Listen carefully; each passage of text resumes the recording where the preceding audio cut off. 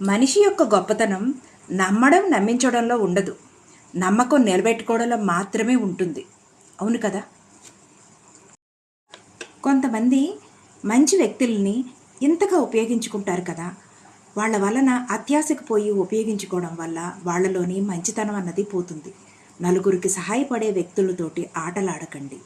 వాళ్ళలోని మంచితనం పోతే నలుగురు సహాయపడే వ్యక్తులు కూడా నిరాశకు గురవుతారు. ఏమంటారు?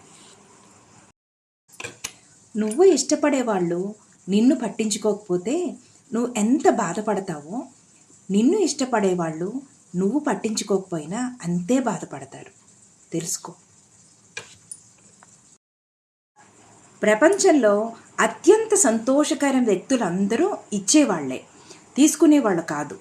కాబట్టి భగవంతుడి దయ వల్ల మన చెయ్యి ఎప్పుడు ఇచ్చేదయ్యే ఉండాలని కోరుకోండి.